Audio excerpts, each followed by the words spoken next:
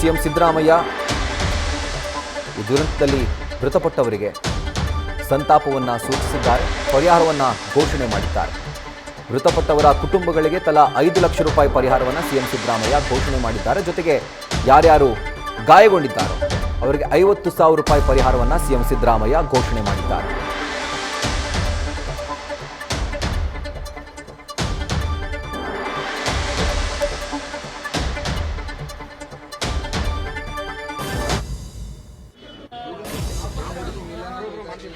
CM ಸಿದ್ದರಾಮಯ್ಯನವರು ಒಂದು ಘಟನೆಗೆ ಸಂಬಂಧಪಟ್ಟಂತೆ ಸಂತಾಪವನ್ನು ವ್ಯಕ್ತಪಡಿಸಿದ್ದಾರೆ. ಹೊಸ ವರ್ಷದ ಹೊಸ್ತಿಲಲ್ಲಿ ಆದಂತಹ ದುರಂತ ಇದು.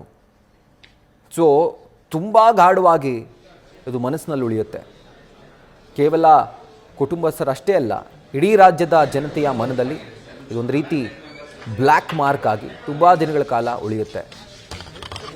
ಸಿಎಂ ಸಿದ್ದರಾಮಯ್ಯನವರು ಕೂಡ ಈ ಒಂದು ಘಟನೆಯ ಕುರಿತಂತೆ ಸಂತಾಪವನ್ನು ವ್ಯಕ್ತಪಡಿಸಿದ್ದಾರೆ. ಸಿಎಂ ಡಿ ಕೆ ಶಿವಕುಮಾರ್ ಕೂಡ ಸಂತಾಪವನ್ನು ವ್ಯಕ್ತಪಡಿಸಿದ್ದಾರೆ.